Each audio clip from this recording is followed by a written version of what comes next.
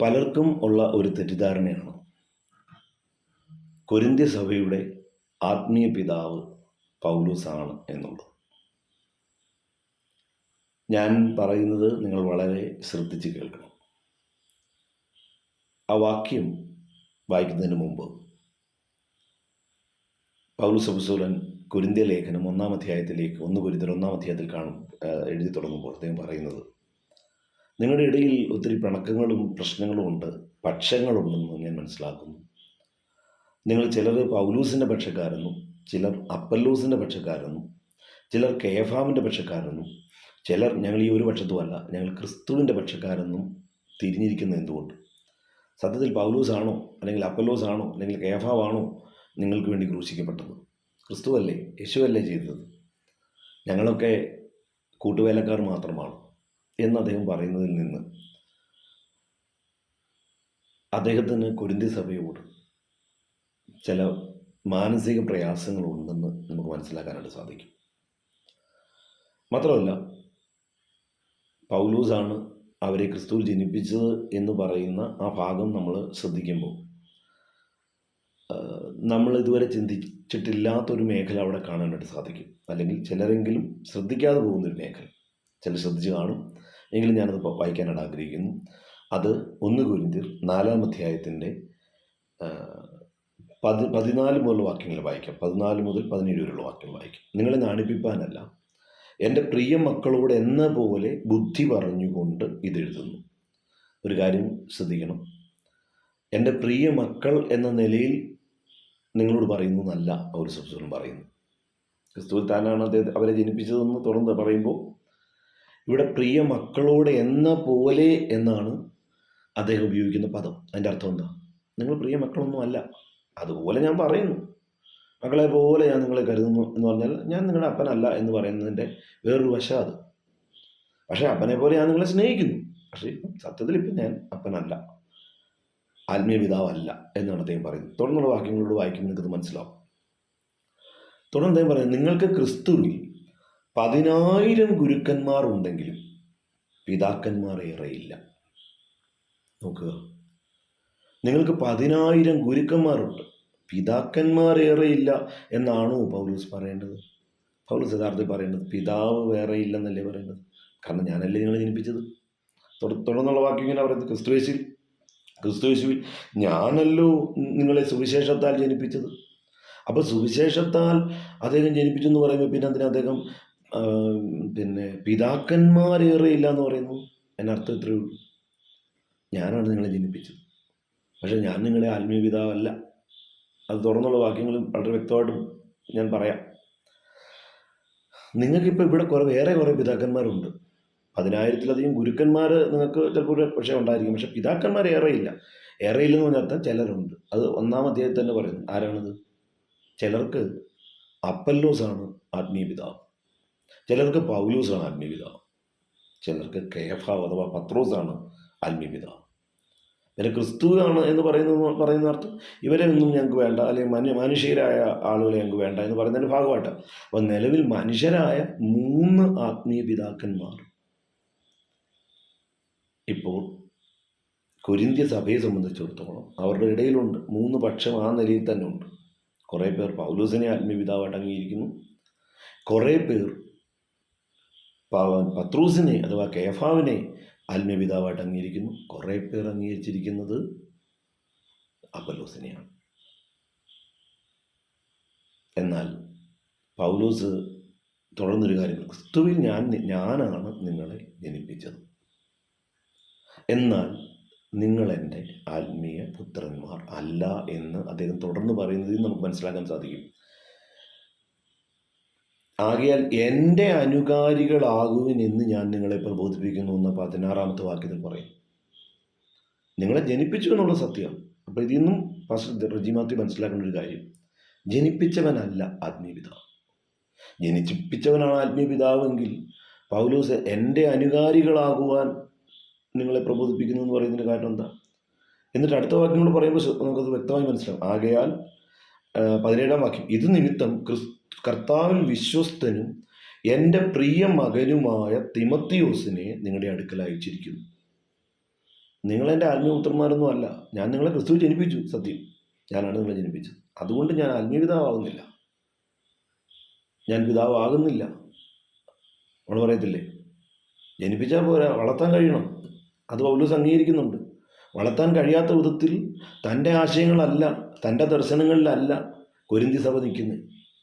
അതുകൊണ്ട് പറയുകയാണ്, നിങ്ങൾക്കിപ്പം പിതാക്കന്മാർ ഏറെ ഇല്ല എന്ന് പറയുമ്പോൾ നിങ്ങൾക്ക് വേറെ കുറച്ച് പിതാക്കന്മാർ ഇവിടെ ഉണ്ട്. അത് കുറച്ച് പേർ എന്നെ പിതാവായിട്ട് അംഗീകരിക്കുന്നുണ്ട്. പക്ഷേ ഞാൻ എല്ലാവരോടും പറയുന്നൊരു കാര്യം, എന്നെ പിതാവായിട്ട് അംഗീകരിക്കണമെങ്കിൽ എൻ്റെ അനുകാരികളാവണം. എൻ്റെ അനുകാരികളായിട്ട് നിങ്ങളിപ്പോൾ വന്നിട്ടില്ല. നിങ്ങൾ എൻ്റെ ദർശനത്തിനകത്തല്ല നിൽക്കുന്നത്. അതുകൊണ്ട് ഞാൻ ഒരു കാര്യം ചെയ്യാൻ ആഗ്രഹിക്കുന്നു. എനിക്കൊരു പ്രിയമകനുണ്ട്, എനിക്കൊരു ആത്മീയപുത്രനുണ്ട്. അവൻ്റെ പേര് തിമത്തിയോസ് എന്നാണ്. ആ തിമത്തിയോസിനെ ഞാൻ ഈ കാരണത്താൽ നിങ്ങളുടെ അടുത്തോട് അയക്കാൻ പോവാണ്. നിങ്ങളിൽ അപ്പല്ലോസിൻ്റെ പക്ഷത്തുള്ളവർ അങ്ങനെ നിൽക്കട്ടെ, അല്ലെങ്കിൽ നിങ്ങളിൽ കേഫാവിൻ്റെ പക്ഷത്തു നിന്നുള്ളവർ അങ്ങനെ നിൽക്കട്ടെ. എല്ലാവരെയും ജനിപ്പിച്ച ഞാനാണ്. പക്ഷേ ആത്മീയ പിതാവായിട്ട് എന്നെ ആത്മീയ പിതാവായിട്ട് നിങ്ങൾ അംഗീകരിക്കുന്നുണ്ടെങ്കിൽ നിങ്ങൾ ചെയ്യേണ്ട കാര്യം എൻ്റെ അനുകാരികളാവാം. എൻ്റെ അനുകാരികളായിട്ട് എങ്ങനെ പ്രവർത്തിക്കണമെന്നുള്ളത് എനിക്കൊരു ആത്മീയ പുത്രനുണ്ട്. സത്യത്തിൽ ഈ ആത്മീയ പുത്രനെ അദ്ദേഹം ക്രിസ്തു ജനിപ്പിച്ചില്ലെന്നുള്ളത് കഴിഞ്ഞ ഭാഗത്ത് ഞാൻ വളരെ വ്യക്തമായിട്ട് പറഞ്ഞിട്ടുണ്ട്. അപ്പോൾ അതുകൊണ്ട്, കാരണം അദ്ദേഹം അവർ തമ്മിൽ കാണുന്നതിന് മുമ്പ് തന്നെ തിമത്തിയോസ് ആൾറെഡി ഒരു ശിഷ്യനാണ്, ക്രിസ്തുവിൽ ജനിച്ച വ്യക്തിയാണ്. അതിൽ നിന്ന് വളരെ വ്യക്തമായ ഒരു കാര്യം മനസ്സിലാകുന്നത്, ക്രിസ്തുവിൽ ജനിപ്പിച്ച വ്യക്തി അല്ല ആത്മീയ പിതാവ്. അങ്ങനെ ആകാം, അത് അങ്ങനെ ആകുന്നത് ഏറ്റവും നല്ലതാണ്. അങ്ങനെ ആകണമെന്ന് നിർബന്ധമില്ല. അടുത്ത വരി എന്താണ്?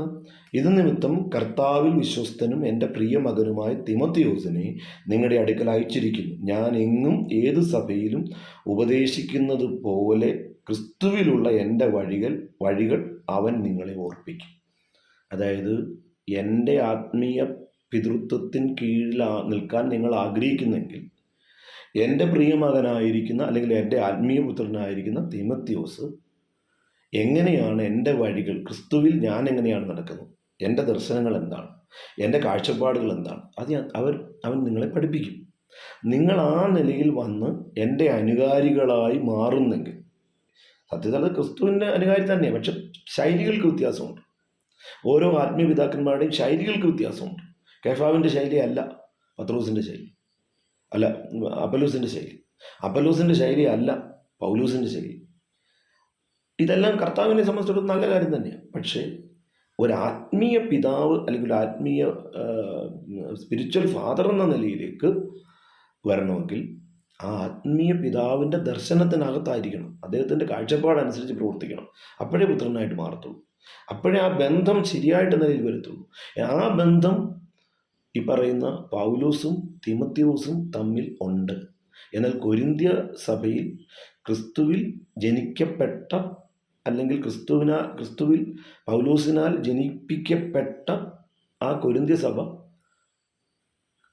പൗലോസിനാൽ ജനിപ്പിക്കപ്പെട്ടു എന്ന് മാത്രമേ ഉള്ളൂ. പൗലോസ് അവരുടെ ആത്മീയ പിതാവല്ല. ആത്മീയ പിതാവാകാൻ പൗലോസ് ആഗ്രഹിക്കുന്നുണ്ട്. അതിനൊരു കാര്യമുണ്ട്, പൗലോസിൻ്റെ ദർശനത്തിലേക്ക് അത് വരണം. അതുകൊണ്ടാണ് പറയുന്നത്, നിങ്ങൾ എൻ്റെ അനുകാരികളാവണം. എൻ്റെ അനുകാരികളാകാൻ നിങ്ങൾക്കിപ്പോൾ അറിയത്തില്ല. അതിന് ഞാൻ എന്ത് ചെയ്യുന്നു? എൻ്റെ ആത്മീയപുത്രനായിരിക്കുന്ന തിമത്തിയോസിനെ ഞാൻ നിങ്ങളുടെ അടുത്തോട്ട് ഇപ്പോൾ വിടും. എന്നിട്ട് അദ്ദേഹം വന്ന് എന്ത് ചെയ്യും? ക്രിസ്തുവിലുള്ള എൻ്റെ വഴികൾ നിങ്ങളെ ഉപദേശിക്കും. അങ്ങനെ നിങ്ങൾക്കത് അംഗീകരിക്കാൻ കഴിയുമെങ്കിൽ നിങ്ങൾ എൻ്റെ ആത്മീയപുത്രന്മാരാവും. അപ്പോൾ അതുകൊണ്ട് പാസ്റ്റർ റെജി മാത്യു തൻ്റെ വീഡിയോ ക്ലിപ്പിൽ അവസാനം പറയുന്ന പോലെ, ഞാൻ നിങ്ങളുടെ ആത്മീയ പിതാവാണെന്ന് കൊരിന്ത്യ സഭയോട് പൗലോസ് പറയുന്നില്ല. ഒറ്റ കാര്യം പറയുന്നുള്ളൂ, അതാണ് അദ്ദേഹം മനസ്സിലാക്കിയത് തെറ്റ്. ക്രിസ്തുവിൽ ഞാൻ നിങ്ങളെ ജനിപ്പിച്ചു.